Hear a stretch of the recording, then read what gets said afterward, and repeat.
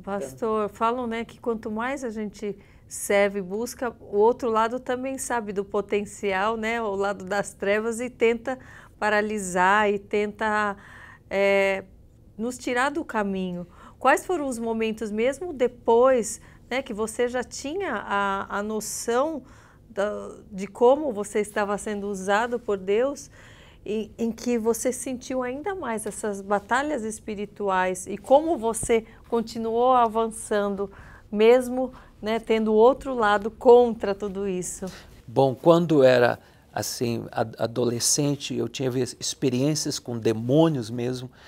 E aí, quando me converti, eu entendia claramente que quando o inimigo se levantava para se opor, porque ele não quer que a gente faça a obra de Deus. Então, ele coloca obstáculos, sentimentos, muitas vezes não, de incapacidade.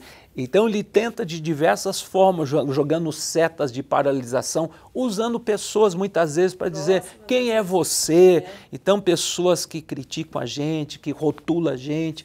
Então eu tive assim muitos assim confrontos, porque o diabo vai usar pessoas para inibir você, para você não continuar. Então eu tive esses momentos que eu pensei assim, agora eu chuto tudo, eu volto atrás, Senhor. Vou ficar só eu e Deus e não vou levar adiante, não vou atrás das pessoas.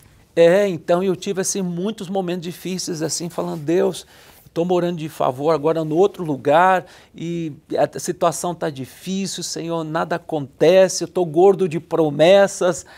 E vinham profecias de Deus e eu pensava, agora vai mudar, aquela expectativa, e a situação piorava. Então passei por momentos assim que 4 anos e meio aqui em São Paulo, meu almoço, café e janta era um pão com um pão da semana passada e um chazinho. Era um chá e aquele pãozinho era o meu almoço, janta e café da manhã. Sonhando com pudim.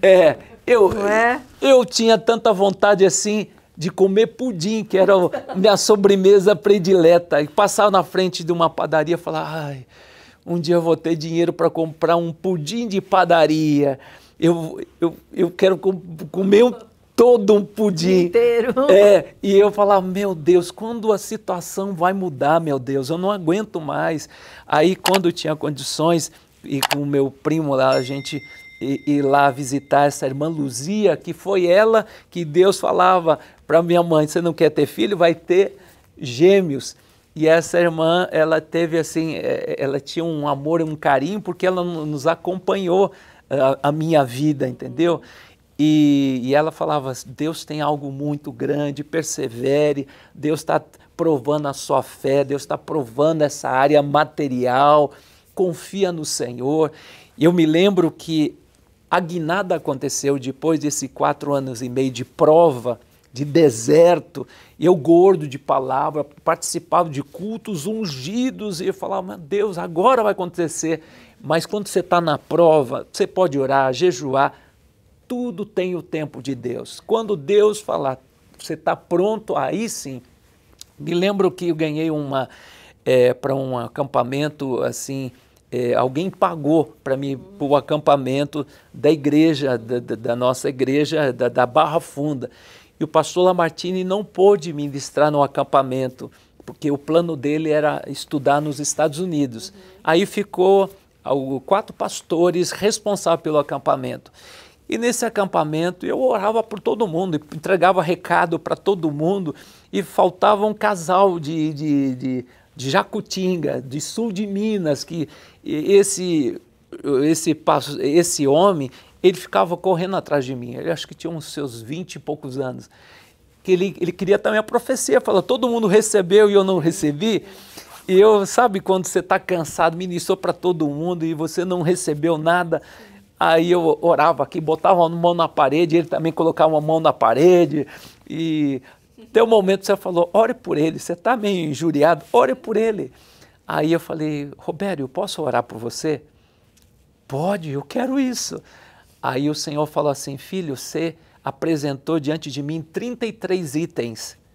Primeiro item, segundo item, 13º item, ele estava com a boca no pó. Ele fez uma lista de 36 coisas que ele pedia para Deus. 36 itens, ipsis litera, ao pé da letra, 36.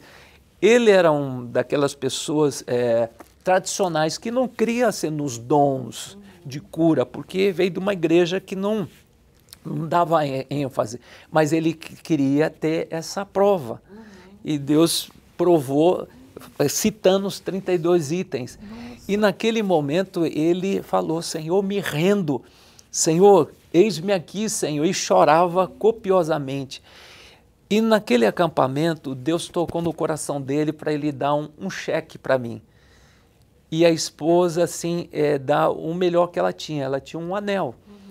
E eu estava terminando de ler o livro da Bíblia, terminando de ler a Bíblia toda, mas faltava Jó.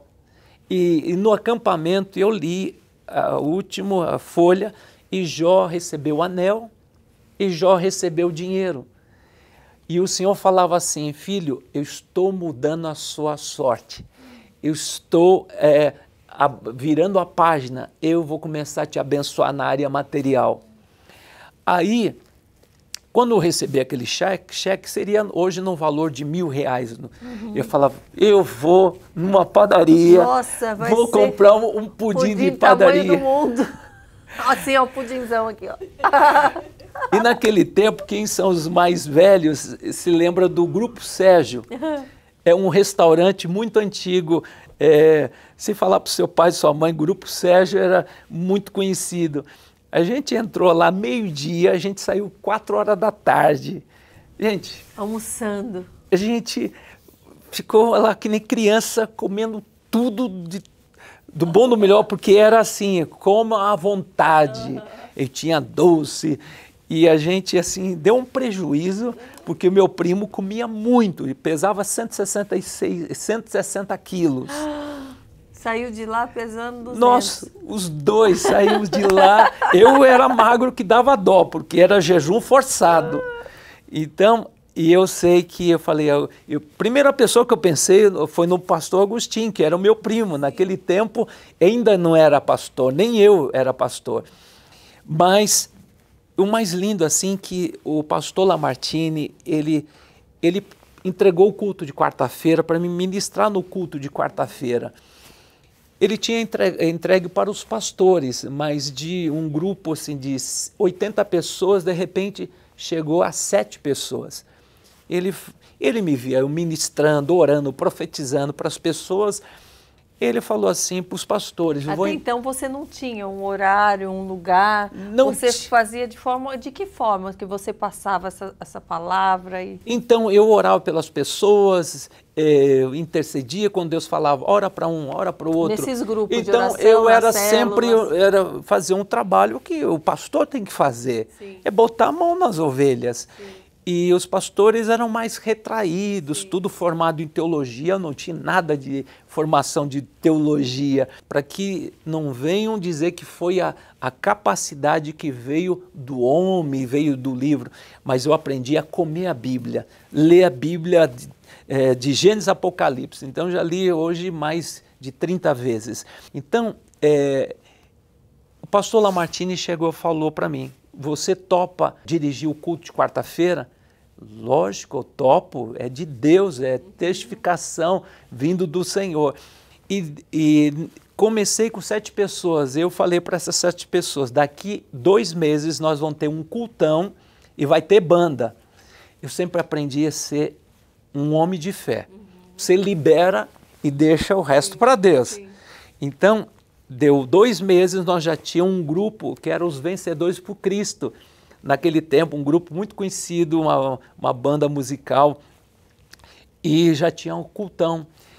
Aí o Lamartine me fala assim, eu quero te dar uma ajuda de custo, porque eu vi que o trabalho cresceu, Deus está abençoando. Eu dei um glória a Deus, falei, Senhor, pudim todo dia. Senhor, glória a Deus, vou ter assim, uma vida mais tranquila. E eu me lembro que uma viagem que eu fiz com o pastor Lamartine, e Deus falava que eu iria para as nações. E eu fiz uma viagem para uma cidade assim, fronteira do Paraguai, Guaíra. E eu perguntei para aquele dono daquela casa, que cidade é aquela do outro lado? Paraguai. Ah, Deus vai cumprir uma profecia, nem que seja forçado. Como é que a gente faz de barco para atravessar para o outro lado e ir para o Paraguai? Aí, não, tem uma barca que leva os carros. Vou começar a ir para as nações, é agora mesmo, É agora. Né?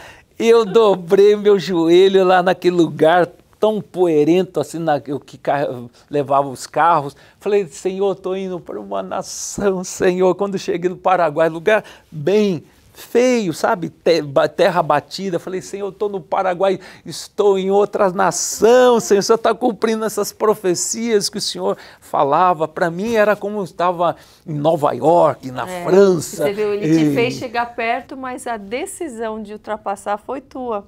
Muitas vezes o Senhor nos dá uma promessa, nos faz chegar ali bem pertinho, mas sempre vai precisar de um direcionamento nosso, de uma decisão nossa. Exatamente. De um passo a mais, o passo de fé, para que as coisas começam a deslanchar. E esse passo tem que ter coragem. Aí, um ano depois, eu estava indo para a Coreia do Sul. Coreia do Sul, indo com uma equipe de liderança. Gente, o que vocês foram fazer lá? Como que foi? Nós fomos ter uma palavra com Paul Yong-Soo, um dos pastores com a maior igreja no mundo. A gente foi no monte, onde esse monte cabe praticamente mais de 100 mil pessoas no monte, para você ter uma ideia. É um monte assim que tem etapas, tem até hotel no monte. Nossa. E tem placas assim, é proibido jejuar mais de 40 dias, porque tem gente que quer ficar. O povo orava 40 dias em jejum, em consagração. Era uma igreja assim, referência na oração, porque foi a igreja, foi a influência desse pastor Paul Yong-Soo que mudou a história da Coreia do Sul, mudou, e Deus trouxe avivamento, e o avivamento mudou também a política. Deus abençoou em todos os aspectos. Então, eu falei, Deus, eu estou aqui com a Valnice Milhomes, estou aqui com a Neuza Etioca, e Deus me usava para abençoar essas pessoas, para entregar recado para essas pessoas. Eu falava, Deus, que privilégio. E logo depois, já estava indo para o Japão, Israel, em países que eu nunca imaginei. Nossa. Mas eu quero trazer assim um pouquinho para trás. Quando eu falei para os meus irmãos, eu quero orar por vocês, pai e mãe, eu quero orar porque Deus vai derramar o fogo aqui do poder dele aqui. E eu comecei a orar e meus irmãos que não eram batizados com o Espírito Santo começaram a receber. Então eu impunha a mão, receba Josafá o batismo do Espírito Santo. Ele começou a orar em alemão. Minha mãe, ela entendia um pouquinho alemão, porque ela falava fluente alemão.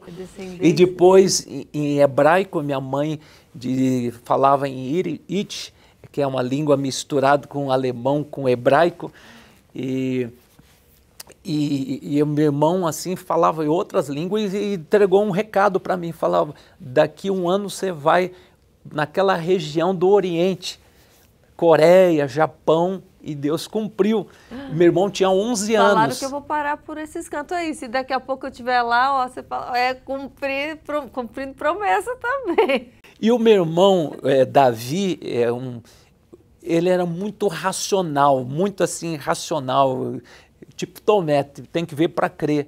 Olha a minha ousadia. Falei, Davi, suba. Ele flutuou 1 metro. Ficou assim, a cabeça no teto. Meu Deus. Flutuou. Todo mundo todo mundo prova. Contemplando. Então, testemunhos oculares. E naquele tempo a gente não tinha... Hoje, como câmera para tirar foto na hora, entendeu? Meu Deus. Mas ele teve essa experiência de flutuar. Eu falei, suba. Eu dei essa ordem, suba. E você sabia que essa ordem era para isso? Mas foi uma manifestação do dom da fé. Uau. Dom da fé é isso. E aí, naquele momento, assim, ele se rendeu a Jesus e hoje é um pastor. Hoje é um pastor, Deus usa ele tremendamente. Então, cada um dos meus irmãos foi uma experiência diferente, mas Deus me usou assim de uma forma, eu fui um instrumento do diabo para perturbar a vida deles e Deus me usou para ser um instrumento de bênção na vida deles.